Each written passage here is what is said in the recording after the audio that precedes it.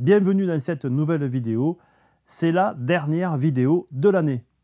Je vais terminer l'année en vous expliquant et en vous montrant comment j'ai conçu cet atelier aujourd'hui qui sert de studio et comment je l'ai fait évoluer au fil du temps parce qu'un atelier, ça évolue. Vous allez voir, le mien a fortement évolué les 3 dernières années. Si vous n'avez pas vu la construction de cet atelier, il y a une playlist dans la description de la vidéo. Vous allez voir, il y a une 30aine d'épisodes qui détaillent pas à pas la construction de cet atelier. Et on va commencer par un paramètre important qui est celui de la lumière. Ici, quand j'ai construit cet atelier, j'ai voulu avoir 2 grandes baies vitrées. Ce sont des baies vitrées de récupération, mais quand même, elles ont un avantage, c'est qu'elles inondent de lumière tout l'atelier. Pour filmer, c'est pas terrible parce qu'ici, on est en surexposition, mais pour bricoler, c'est agréable. Et ça génère beaucoup de lumière. Je vais éteindre la lumière artificielle parce que, bien entendu, pour filmer, j'ai un petit peu de lumière, mais si je l'éteins, on a quand même beaucoup de lumière.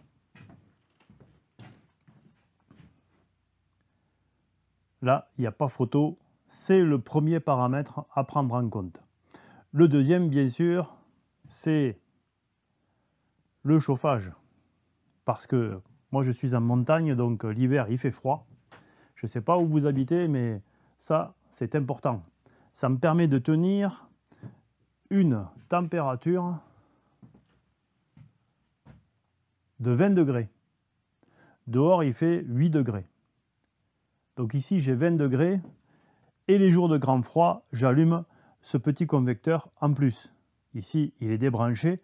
Mais en principe, quand il fait très froid, j'allume ce convecteur pendant à peu près demi-heure, le temps que le chauffage principal, qui est celui-ci, ce poêle Godin de 6 kW que j'ai récupéré, je l'ai installé, il y a une vidéo qui montre comment je l'ai installé, ça c'est mon chauffage principal. Donc voilà les 2 premiers paramètres importants. Le troisième, c'est la surface. Et la surface, eh bien, on fait avec ce qu'on a, j'oserais dire. Ici, j'ai 25 mètres carrés. Un petit peu plus, si on compte la pentille dessous, là-bas, ça fait 3 mètres carrés de plus.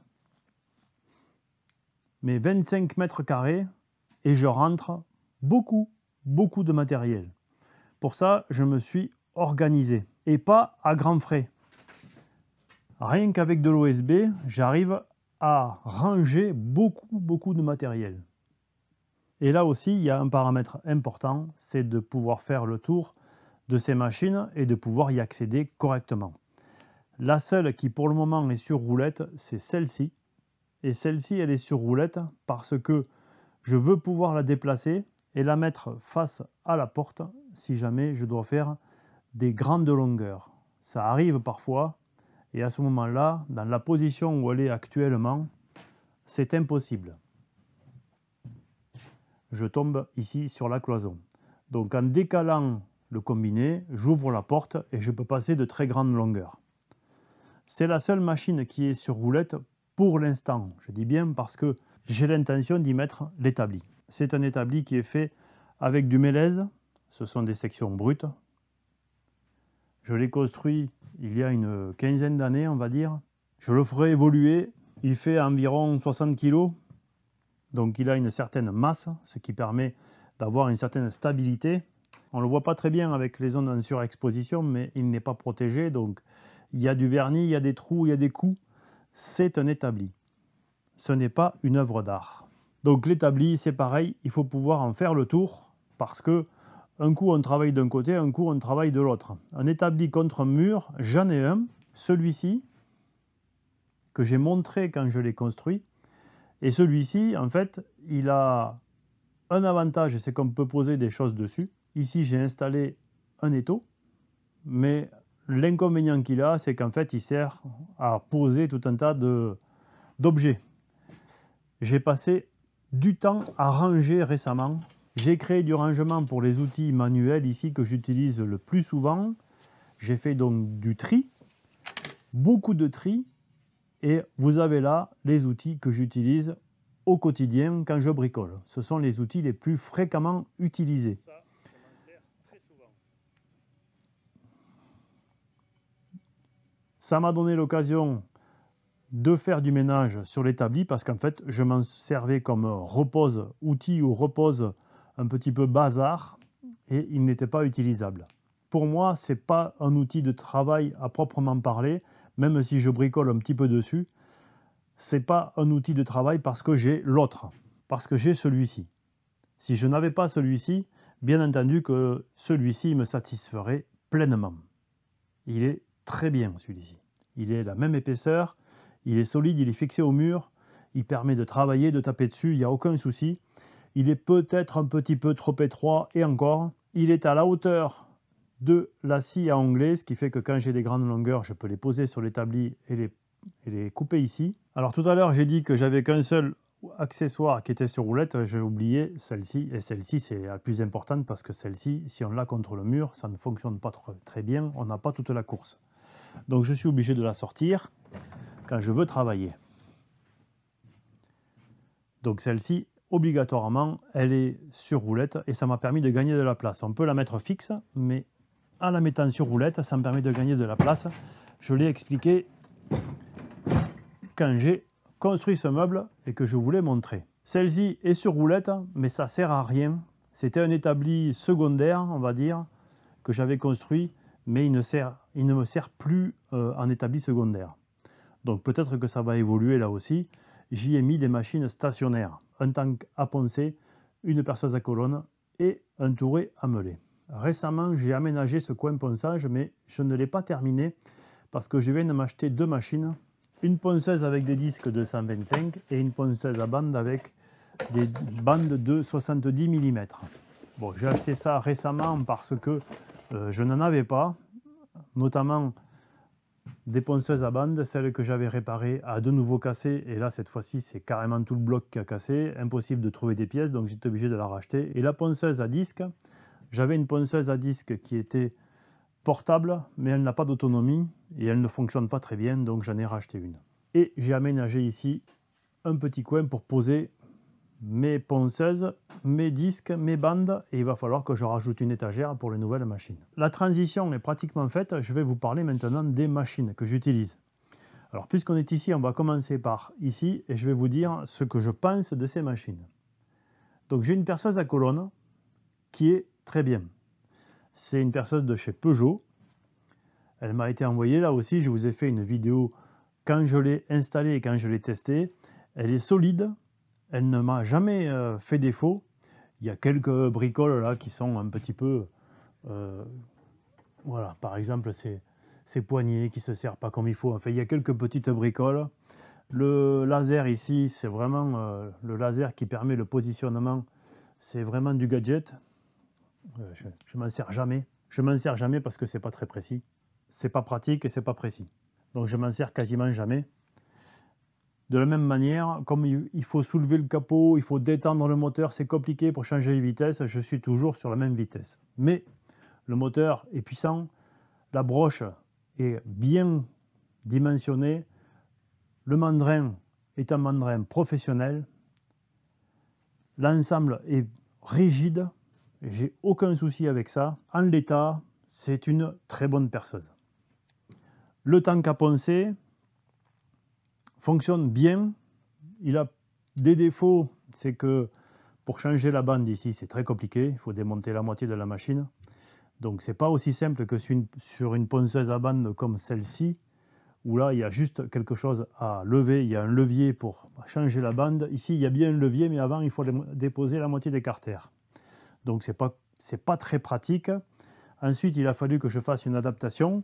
Je referai une adaptation ici en impression 3D parce que là je l'ai fait en tube PVC et en carton pour y brancher le gros aspirateur, tout simplement parce que le sac ici ne fonctionne pas, et même s'il est écrit qu'on récupère à 95% des poussières, on voit très bien qu'ici des poussières il y en a. Donc, et surtout quand on ponce ici, la poussière n'est pas récupérée. Quand on ponce ici ça va, mais ici c'est pas récupéré. Donc il faut rajouter un aspirateur.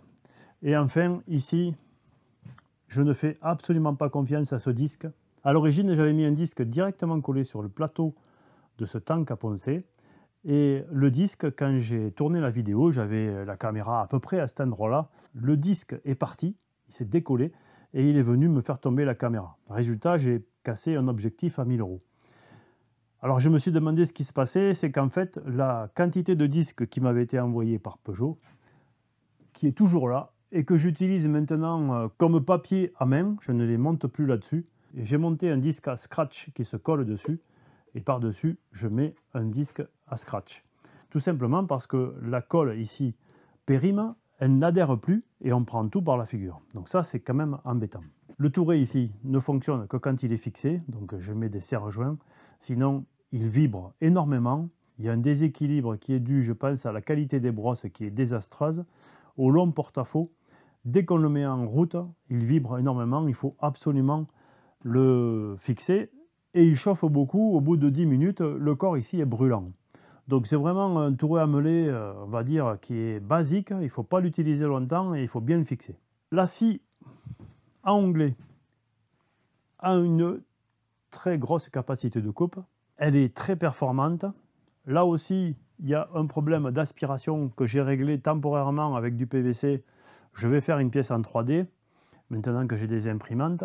Je ne l'ai jamais fait, je n'ai jamais pris le temps de le faire parce que ça fonctionnait très bien comme ça, mais il faut absolument y mettre une aspiration. Et pour le tank à poncer et la scie à onglet, j'utilise cet aspirateur que j'ai depuis 20 ans maintenant, qui fonctionne avec un diamètre 100 et qui va très bien. Cet aspirateur, je l'utilise aussi sur le combiné à bois. Combiné à bois que je vous ai déjà présenté, c'est un combiné 6 opérations. Il date d'à peu près 30 ans. C'est un 6 quarts avec 3 moteurs indépendants d'1,5 kW et un rabot d'égo de 260 mm. Un arbre de 30 mm ici pour la toupie. Et je l'ai mis sur roulette, mais c'est pas très efficace mon système. Là aussi, il faudra que je fasse quelque chose. Il est en théorie manipulable et déplaçable. Donc voilà pour les machines stationnaires. Ah non, j'oubliais une machine stationnaire que j'utilise tellement souvent que je l'ai oubliée. C'est celle-ci. C'est ma scie à ruban. Elle aussi, je l'ai depuis une vingtaine d'années. Elle est de petite dimension, elle a un moteur qui fait 1,5 kW et le seul problème que j'ai eu avec, ça a été de changer le condensateur du moteur. Je l'ai montré aussi en vidéo. C'est le seul souci que j'ai eu. Après, je voudrais l'améliorer parce que là, j'ai encore oublié. Il y a un système de détention de la courroie qui est assez fastidieux. Voilà. Et donc du coup, comme c'est fastidieux, on ne le fait pas. Et pourtant, il faudrait le faire. Donc je voudrais avoir un système de tension rapide. Comme ça, j'aurais plus qu'à, avec un levier, comme ça on a un geste simple et du coup, on peut arriver à détendre et à ne pas laisser la lame appuyer sur les roues de la scie à ruban. C'est ça qu'il ne faut pas faire. Bon, cette scie à ruban m'a rendu de très nombreux services. Donc pour mémoire, à l'époque, cette machine, je l'ai payée il y a 20 ans, c'était déjà en euros, je l'ai payée 1200 € de mémoire. Ce combiné à bois, je l'ai acheté en francs, je l'ai acheté à 45 000 francs, ce qui fait environ 7 000 €. Il y a longtemps de ça, c'était en 1995 ou 96, je ne sais plus. Ou peut-être un petit peu avant. Non, c'était en 93. 93. Donc, voilà, vous faites le compte. 30 ans. 7 000 € de l'époque. Maintenant, les imprimantes 3D et les lasers. Alors là, ça évolue un petit peu à chaque fois que je fais des tests, puisqu'on me propose de faire des tests. Donc, en ce moment, j'ai gardé la Qidi X+3, j'ai gardé la Creality K1, j'ai gardé le X-Tool et j'ai gardé le Algo Laser Delta. Et avec ça, je m'amuse comme un petit fou. Alors, dessous l'établi, il y a quand même encore un petit peu de bazar. Il y a toujours mon tour à bois, ici, le tour Vévor. Il y a l'affûteuse de lame de scie. Il y a beaucoup de matériel ici pour l'audiovisuel. Il y a une petite CNC.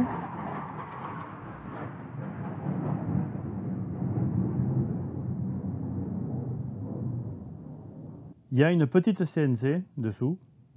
Il y a cet aspirateur d'atelier que je garde juste pour la poussière parce que les copeaux bourrent, donc il ne fonctionne que pour la poussière, mais il va très bien. Le seul souci, c'est que l'emmanchement ici n'est jamais adapté aux machines, donc il faut toujours faire des adaptateurs, mais sinon il fonctionne très bien. C'est un aspirateur eau et poussière. Et je crois que j'ai fait le tour des machines. Ah non, il y a mon vieux compresseur, ça aussi vous l'avez vu, que j'ai un petit peu modifié, que j'ai aménagé un petit peu, mais vous avez vu ma rénovation de ce compresseur. Celui-ci, c'est pareil, il a 30 ans. Bon, il vaut ce qu'il vaut. J'ai pas réussi encore à peindre avec, mais pour faire ce que je fais, ça me suffit largement pour l'instant.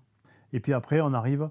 Donc les outils à main, j'en ai parlé, sauf les rabots que j'ai installés ici. Je me suis imprimé des petits supports en 3D pour les avoir apportés, parce qu'ils étaient un petit peu rangés dessous. Dessous, ici, j'ai beaucoup d'outils à main, plus les accessoires du combiné à bois. Mais j'ai des outils à main, des anciens. J'en ai viré aussi une bonne partie parce que tout était vermoulu. Bon, j'avais gardé des trucs plutôt affectifs que rationnels. Donc là, j'ai fait du ménage. J'ai beaucoup moins d'objets dessous. Et puis après, il me reste eh bien, les accessoires indispensables que sont perceuse et visseuse, scie circulaire. Ce sont les accessoires que j'utilise le plus ici, sachant que des deux scies circulaires, j'utilise plutôt la scie filaire parce que elle va avec un guide ici qui est important quand on coupe des panneaux. Ça, c'est vraiment très pratique. Donc, la scie qui me sert le plus, c'est la scie filaire. Ensuite, côté perceuse, j'ai fait le ménage aussi. J'en ai une toute petite qui me sert pour monter les lasers. Il y a un très petit couple. J'en ai une qui est très puissante. Il y a 3 niveaux de couple. J'ai vissé avec toute une extension de la terrasse, toutes les vis d'OSB, toutes les vis de charpente. Ensuite, j'utilise cette perceuse le plus souvent. Celle-ci, je l'ai là parce que bien j'ai de la place, donc je l'ai gardée. Mais en fait, avec une perceuse et une visseuse, ça suffirait largement. Celle-ci, c'est vraiment des petits couples, des petites choses. Bien sûr, des embouts. Et après, eh bien, j'ai le placard de la misère ici. J'ai tous les outils Peugeot que je n'utilise plus. Je ne les utilise plus, alors, pour plusieurs raisons.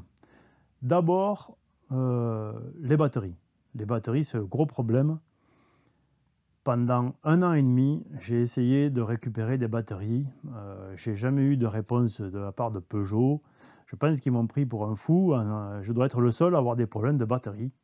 Résultat, je ne peux plus les utiliser parce que sur tout le stock de batteries que vous voyez, il n'y en a qu'une qui fonctionne. Donc ça fait quand même pas mal de dégâts. Et elle ne fonctionne pas parce que soit elle ne charge pas, soit elle se décharge très vite. Alors, récemment, j'ai amené ces batteries chez quelqu'un qui connaît bien l'électronique et qui les a regardées. Et je pensais qu'elles avaient toutes le même défaut. En fait, non. Il y a un petit peu de tout. Il y a des accumulateurs qui sont complètement HS. Il y a des cartes qui sont complètement HS avec des circuits imprimés, des composants électroniques, pardon, qui sont détruits, qu'il faut remplacer. Donc peut-être que avec 2 ou 3, on va arriver à en refaire une. Mais bon, le problème principal d'un outil portatif, c'est que s'il n'y a pas de batterie, on ne peut pas l'utiliser. Qu'est-ce que j'utilise avec la batterie qui me reste? J'utilise la scie sauteuse. La scie sauteuse, elle est très bien, elle fonctionne très bien, je n'ai eu aucun problème avec. Et j'utilise le perfo. Le perfo, alors celui-là, il est vraiment très très bien. Il est meilleur que Makita. Je l'ai essayé, Makita, j'ai comparé les deux. Quand j'ai percé chez le voisin, là, je l'ai aidé le voisin. Il avait un Makita, j'ai fait avec celui-là et le Makita. Et là, franchement, celui-là, il est beaucoup plus performant. Voilà les deux seuls outils que j'utilise avec un petit peu de temps en temps l'outil multifonction. Les autres, c'est impossible. C'est-à-dire qu'ils crament les batteries. La ponceuse ici, ce sont des accessoires qui demandent beaucoup trop d'énergie. La scie circulaire qui est derrière, c'est pareil. Ils demandent beaucoup trop d'énergie, ça bouffe les batteries. En plus, côté disqueuse, on a un problème avec le bouton poussoir marche-arrêt qui fonctionne un coup sur deux. Donc c'est assez pénible en fait à dire. C'est dommage parce qu'elles sont ergonomiquement bien faites, elles ont un joli design, mais il y a des problèmes électroniques, que ce soit sur la ponceuse qui est derrière aussi, la ponceuse qui ne fonctionne plus parce que la carte a grillé, j'en ai eu deux, les deux ont grillé. Ici, les problèmes de boutons. Bref, franchement, c'est pas au point. Donc, scie sauteuse, je vous recommande. Perfo, je vous recommande. Mais attention, les batteries, je ne sais pas si elles ont évolué. Moi, les miennes datent d'il y a 2 ans et demi. Je ne sais pas si depuis, il y a eu des évolutions, mais celles-ci ne sont pas fiables. J'utilise aussi la cloueuse Fartools. Celle-là, elle fonctionne très bien. Je l'ai réparée une fois, je l'ai montré aussi. Elle avait pris du jeu. Mais côté batterie, ça fonctionne bien. Et pour faire ce que je fais, ça va très bien à l'atelier. Sinon, quand je suis en l'air, comme je l'ai montré quand j'ai fait le plafond ici, c'est trop lourd. Donc j'utilise une agrafeuse pneumatique. Alors je me suis équipé, je ne vais pas vous le montrer aujourd'hui, mais je me suis équipé aussi. J'ai acheté des outils pneumatiques, notamment j'ai acheté une ponceuse pneumatique. Je la testerai plus tard. Je comparerai entre la filaire et la pneumatique pour savoir laquelle est la mieux et dans quelles conditions. Mais j'ai quelques outils pneumatiques, je m'en sers quasiment jamais. Il faut dire que ce tuyau que vous voyez là, ça fait que 3 mois que je l'ai installé. Donc pour l'instant, il me sert de soufflette, mais j'avais l'intention d'essayer des outils pneumatiques et je n'ai pas encore eu le temps de le faire. Ces petites bêtes là me prennent beaucoup de temps. Donc voilà mon atelier. Il est modeste, il est fonctionnel. Il y a plein de petits détails dont je pourrais parler. Je vais rallumer la lumière parce que là il n'y a plus de soleil, donc pour filmer c'est pas bon. Voilà, il y a plein de petits détails dont je pourrais parler. J'ai mis des caméras ici pour surveiller à distance les machines quand je les teste. Je les mets sur l'établi là et je les teste. Donc ça me permet de surveiller à distance que ça fonctionne bien, que ça se passe bien. Notamment les impressions, parce que toutes les machines ne sont pas équipées de caméras. Donc celle-ci en a une interne, donc je n'ai pas besoin de me servir de celle-là. Mais quand j'utilise les autres, par exemple, eh bien, pour savoir si l'impression est terminée, je regarde à la caméra et je reviens à l'atelier.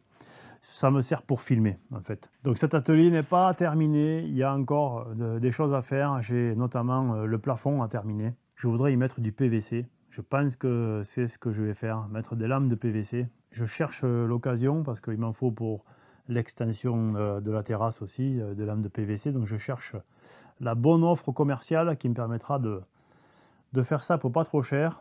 Pour le reste, eh bien, ça a été pendant quelques mois un peu le bazar là. Et là, je suis content d'avoir fait le ménage. J'y ai passé une journée à tout ranger, tout trier, jeter des choses, archiver d'autres choses. Ça permet d'avoir quelque chose de fonctionnel. C'est-à-dire que quand on cherche un outil, on sait où il est et à partir de là, on est beaucoup plus efficace. C'est pas très joli, ça pourrait être beaucoup plus propre, beaucoup plus design, etc., etc. Mais mon objectif, quand je bricole, c'est pas de faire des étoiles, c'est d'être efficace. Donc, ça, c'est un établi fonctionnel et globalement, ça, c'est un atelier fonctionnel. En conclusion, qu'est-ce que je dirais? C'est que un atelier fonctionnel, eh bien, ça se fait avec 2 critères. D'abord, le besoin que l'on a, en fonction du moment, et ensuite, en fonction des moyens que l'on a. C'est pas la peine d'aller dépenser des fortunes dans un aménagement d'atelier, parce que, eh bien, les activités évoluent au fil du temps. Donc, à vous de réfléchir, à vous de savoir ce dont vous avez besoin dans le moment et dans un futur proche. N'essayez pas de vous projeter à 10 ans parce que eh bien, vous n'arriverez pas à avoir quelque chose qui vous satisfera à coup sûr d'ici 10 ans. Laissez donc la place à votre imagination, laissez donc la place à l'évolution. C'est comme ça que vous aurez un atelier fonctionnel. Je termine donc cette vidéo en vous souhaitant de bonnes fêtes. Je vous remercie d'avoir regardé cette vidéo. Je vous dis à très bientôt dans un prochain épisode de bricolage.